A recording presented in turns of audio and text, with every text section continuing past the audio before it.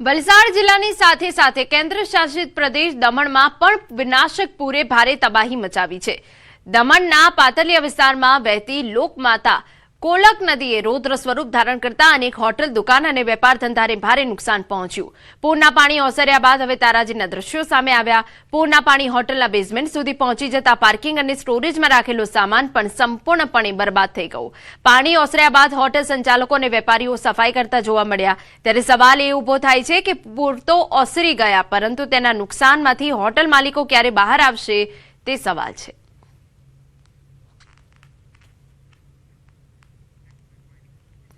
સમાચારમાં વાત હવે સુરતથી કરીએ તો ઓલપાડનું અંબેટા ગામ પાણીમાં ગરકાવ। ખેતરોમાં ઘૂંટણસમા પાણી ભરાયા। પાણીનો નિકાલ સમયસર ના થતા મુશ્કેલી વધી।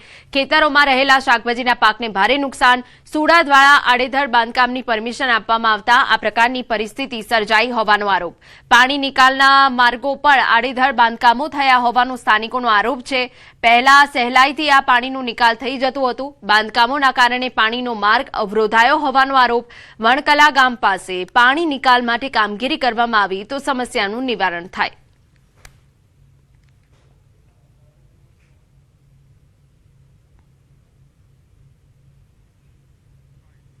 અન્ય મહત્વના સમાચાર, બનાસકાંઠાના ધાનેરાની રોયલ સ્કૂલ પાસે પાણી ભરાયા। ધાનેરા સરલને જોડતા રોડ પર પાણી ભરાયા। પાણી ભરાતા ધાનેરા આગથાળા રોડને કરાયો બંધ। 30 ગામોને જોડતો રોડ બંધ થતા વાહન ચાલકોને ભારે પરેશાનીનો સામનો કરવાનો વારો આવ્યો છે। તો ધાનેરાની રોયલ સ્કૂલ પાસે પાણી ભરાઈ ગયા, જેની તસવીરો અમે આપને બતાવી રહ્યા છે। પાણી એટલા અતિશય ભરાઈ ગયા છે કે કાર પણ નીકળી શકતી નથી। ત્યારે અમારા સંવાદદાતા કિશોર વધુ વિગતે વાત કરવા જોડાયા છે। કિશોર, હજુ પણ પાણી ભરાયેલા છે, માર્ગ બંધ થઈ ગયો છે, હજુ પાણી નિકાલની કોઈ વ્યવસ્થા ન કરવામાં આવતા અનેક ગામોની મુશ્કેલી, પૂરી વિગત। ચોક્કસથી હિના, જે આ ધાનેરાની રોયલ સ્કૂલ પાસે પાણી ભરાયા છે, આ ધાનેરાના નેશનલ હાઈવે થી સરાલને જોડતો મુખ્ય માર્ગ છે। આ રોડ પર હજુ સુધી પાણી ભરાયેલા હોવાથી આ રોડથી નીકળવું મુશ્કેલ બન્યું છે। આ રોડ ગઈ રાતથી જ બંધ કરી દેવામાં આવ્યો હતો, કારણ કે અહીંયા પાણી ભરાઈ જવાના લીધે કોઈ વ્યક્તિ નીકળે તો કોઈ દુર્ઘટના ના બને। પરંતુ એક કાર ચાલકે આ રોડ પરથી નીકળવાનો પ્રયત્ન કર્યો હતો અને તે નીકળવામાં સફળ રહ્યો હતો, પરંતુ અન્ય કોઈ વાહનો ત્યાંથી ના નીકળે એના માટે આ રોડ બંધ કરવામાં આવ્યો છે। આ રોડ એ ધાનેરાથી આગથળાને જોડે છે। 30 જેટલા ગામો આ રોડ ઉપર આવેલા છે અને 30 જેટલા ગામોનો જે વાહન વ્યવહાર ચાલતો હોય છે આ રોડથી, તે વાહન વ્યવહાર અત્યારે તો આ પાણીના લીધે બંધ થયો છે। મહત્વની વાત તો એ છે કે આ પાણીની નિકાલની વ્યવસ્થા ન હોવાથી આ પાણીનો નિકાલ કઈ રીતે કરવો તે પણ વહીવટી તંત્ર માટે એક મુશ્કેલી ભર્યો પ્રશ્ન છે કે પાણીનો નિકાલ અહીંથી થતો નથી, હવે નિકાલ કઈ રીતે કરવો? હિના, બિલકુલ આભાર।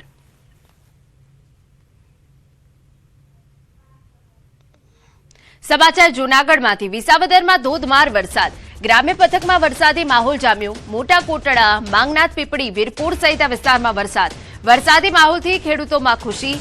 સોયાબીન, મગફળી જેવા પાકોને જીવન દાન મળ્યું છે।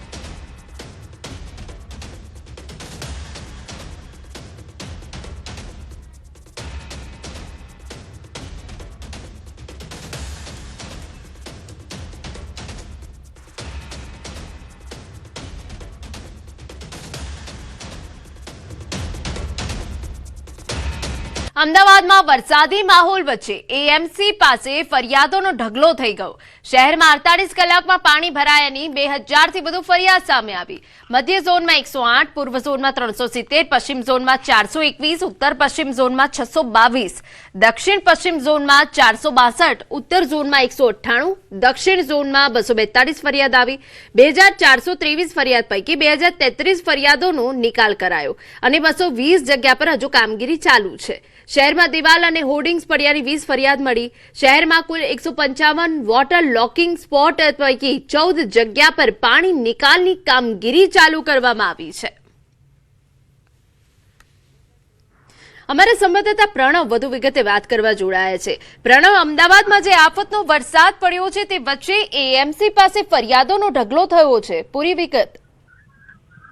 ચોક્કસ, જે રીતે અમદાવાદ શહેરમાં અવિરત 48 કલાકથી વરસાદ વરસી રહ્યો છે તેના પગલે અમદાવાદ શહેરના મોટા ભાગના જે વિસ્તારો છે 7 ઝોનની અંદર સતત મહાનગરપાલિકાને ફરિયાદો મળી રહી છે પાણી ભરાવાની. મહાનગરપાલિકાને છેલ્લા 48 કલાકની અંદર 2000થી વધુ ફરિયાદો મળી છે પાણી ભરાવાની.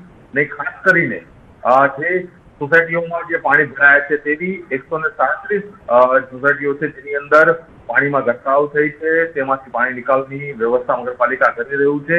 તે પૈકી 147 પૈકી 106 સોસાયટીઓ છે જેમાં પાણીના નિકાલની કામગીરી પૂર્ણ થઈ છે. 31 સોસાયટીઓ છે જેમાં પાણીની કામગીરી નિકાળી રહી છે. તો બીજી તરફ મહાનગરપાલિકામાં સૌથી વધુ જે ઉત્તર પશ્ચિમ ઝોન અને દક્ષિણ પશ્ચિમ ઝોન એટલે જે સલકેજ, બોળકદેવ, સિલજ, બોપલ, ઘુમા, સરખેજ, વાસણા, પારડી એ જે વિસ્તારો છે તેમાં સૌથી વધુ જે ફરિયાદો છે તે પાણી ભરાવાની મહાનગરપાલિકાના જે કંટ્રોલ રૂમને મળી છે. જેમાં મહદઅંશે જે આંકડો મળી રહ્યો છે તે પ્રમાણે કુલ 2423 ફરિયાદો મળી છે. તે અંતર્ગત 2000 ફરિયાદોનો હાલ નિકાલ પણ કરાયો છે અને 200થી વધુ ફરિયાદો એવી છે કે જ્યાં હજુ પણ ક્યાંક પાણી ભરાયા છે.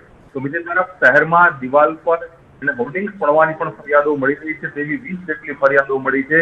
બીજી તરફ શહેરમાં રસ્તાઓ પર જે ભૂવાઓ પડવા, રસ્તાઓના ધોવાણ થવા તેની પણ મહાનગરપાલિકાને ફરિયાદ મળી રહી છે. તો બીજી તરફ સૌથી વધુ અમદાવાદ શહેરમાં છેલ્લા 48 કલાકમાં સૌથી વધુ 22 ઇંચ વરસાદ શહેરના બોપલ વિસ્તારમાં નોંધાયો છે. સરેરાશ સિઝનનો સૌથી વધુ વરસાદ 18 ઇંચ અમદાવાદ શહેરમાં નોંધાયો છે. તેના કારણે આ સ્થિતિનું નિર્માણ થયું છે. યુદ્ધા ધોરણે મહાનગરપાલિકાની જે ટીમો છે હાલ કામગીરી કરી રહી છે. બિલકુલ, આભાર તમામ વિગતો બદલ. સમાચાર અમદાવાદમાંથી. પારસનગરમાં બિલ્ડરની ઘોર બેદરકારી. 4 બ્લોકના 48 મકાન ધરાશાયી થવાની ભીતિ. મકાન નમતા લોકો પહેરેલે કપડે જ બહાર ભાગ્યા. ગુરુવારે એક સાથે 10 વાહનો નીચે પડ્યા. લક્ષ્મી કૃપા સોસાયટીના તમામ 48 પરિવાર ઘર વિહોણા. કોર્પોરેશન કે પોલીસ કોઈ પણ મદદે ન પહોંચ્યાનો આક્ષેપ છે. વિક્રાંત સૂર્યા પાર્ટ 2 નું થઈ રહ્યું છે બાંધકામ. બિલ્ડિંગ અને બેઝમેન્ટ બનાવતા પહેલા આરસીસી વોલ બનાવી ન હોવાનો લોકોનો આક્ષેપ છે.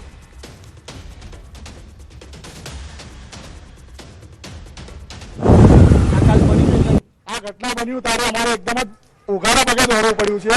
અમારે બધું ઘરવાળા નોકરી છોડીને ભાગવું પડ્યું. અમારા ઘરના હજી સાંકળ બી નથી મારી. અમે લાઇટો ચાલુ મૂકીને ભાગ્યા છે. હજી બી અમારું ઘર એઝ ઇટ ઇઝ જ છે. લાઇટો ચાલુ છે, બધું જ ચાલુ છે.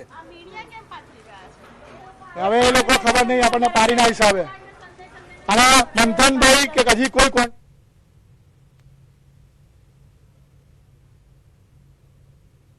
અમને અત્યારે આ પરિસ્થિતિમાં હાજર થવું જોઈએ કેમ કે એમનું કન્સ્ટ્રક્શન છે. મંથનભાઈ તો દેખાતા જ નથી. આ દિવાલ ધરાશાયી થઈ ગઈ છે તો આ બિલ્ડિંગ માં છે, બિલ્ડિંગ નહીં ધરાશાયી થાય અને શું જવાબદારી છે? આ બિલ્ડિંગ પડશે નહીં પડે અને દિવાલ ધરાશાયી થઈ તો બિલ્ડિંગ શું કરવાની પડે? કોર્પોરેશન આવા લોકોને કામ આપે છે, આવા લોકોને કામ આપે છે તો આ તો બિલ્ડિંગ પડી છે, પછી એને જવાબદાર કોણ લેશે? એમાં કેટલા માણસો રહે છે? અમદાવાદના નારણપુરા વિસ્તારની અંદર 4 બ્લોકની અંદર 48 મકાનને સૌથી મોટી અસર થઈ છે. અત્યારે મારી પાછળનો આપ જે વિસ્તાર જોઈ રહ્યા છો, નારણપુરા પારસનગર વિસ્તારની અંદર મકાન ધરાશાયી થતા રહી ગયા છે. તમામ લોકો જે ખૂબ જ પરેશાન છે. વાહનો છે તે આપ જોઈ રહ્યા છો કે જે બિલ્ડરની સ્કીમ હતી તેમાં ધરાશાયી થઈ ગયા. અચાનક જ જે ઘટના બની તેને કારણે લોકો ડરી ગયા છે. મારી સાથે લોકો છે, તેમની સાથે વાતચીત કરીશું. બેન, આ મકાન તમારું કયું છે? અમારું છે પહેલું મકાન અમારું છે. અમે છોકરોને લઈને માંડ બહાર નીકળ્યા. કઈ પૈસા બીજો કઈશ નહીં લઈને આયા. કઈ વસ્તુ બીજી બધું અંદર છે. અમે અંદર થી કેવી રીતે લેવાની જવાની જગ્યા જ નથી. પાછળની બાજુ આખું ઓટલું જ ધસાઈ ગયું બધું. એ ગુરુવારે 8:30 વાગે થયું છે. તે સારું છે તો થોડું વહેલું થયું. સાંજે સુયા પછી થયું હોત તો અમે તો બધા મળવાના હતા. અત્યારે અમારા સાધનો અંદર જતા રહેલા છે. ઘર વખરી સામાન બધો અંદર છે. પહેરીએ લુગરે બહાર નીકળેલા છે. આ 3 દિવસ થયા છે. કોઈ સુવિધા અમને મળી નથી. કેટલા વાહનો છે? ટોટલ 10 જેવા વાસણો છે. વાહન હા, એક્ટિવા, બાઇક એવું બધું અંદર જતું રહેલું છે. આ તમામ જે વાહનો ગયા તેને પછી કઈ વાતચીત થઈ? તમે ક્યાંય ગયા હોય અથવા તો જે પરિસ્થિતિ? ગયા નથી. આ મારું મકાન છે. એકદમ ચાલુ હતો અને એકદમ ગટર નીકળી અને પાણી ફટાફટ થયું એટલે હું ફટાફટ મારા ઘેરથી મારા બાબલાને લઈને બહાર નીકળી ગયો. બસ કશું લેવા રહ્યો નહીં હું. એટલે સીધા આ બધાને કીધું નીકળો બસ એ જ. બીજું કોઈ તકલીફ નહીં. મારા ઘરના આગળથી સટાસટ થઈ ગયું. ખાધું તમે? ના, કશું નહીં. અમારે ખાવા પીવાનું કઈ નહીં. અમારે તો ઘર આપી દે ને તો સારું રહે. અમારે પહેરીએ કપડે બહાર નીકળ્યા છે, ચપ્પલ પગર બહાર નીકળ્યા છે, એમને એમ બહાર નીકળી ગયા છે. એમના એમ જ છે એમના એમ જ થોડા ઘરે બેરાત આ અહીંયા પાસે સગાવાલા હતા એમને ઘરે હવે એમને ઘરે કેટલા દિવસ રોકાવાના એટલે આપણા ગુરુવારે બરોબર 8:30 કલાકનો સમય હતો કે જ્યાં અચાનક જ વાહનો છે પડી ગયા, ઓટલો ધસી ગયો, મકાન તાત્કાલિક ખાલી કરવા પડ્યા તેવી પરિસ્થિતિ સર્જાઈ. આ તમામ લોકો પરેશાન થતા જોવા મળ્યા. જે મકાન છે તે મકાન ધરાશાયી થવાની ભીતિ સાથે તમામ લોકો મકાનની બહાર નીકળી ગયા છે. જોકે હજુ પણ કોર્પોરેશન દ્વારા આ જગ્યાને ભયજનક મકાન જાહેર નથી કરવામાં આવ્યા. કોઈ પણ પ્રકારની મદદ છે આ તમામ લોકોને હજુ પહોંચી નથી. તેની પાછળનું કારણ છે કે ઓન રેકોર્ડ જ આ જે ઘટના બની તેને હજુ સુધી લેવાઈ ન હોવાનો સ્થાનિકોનો આક્ષેપ છે.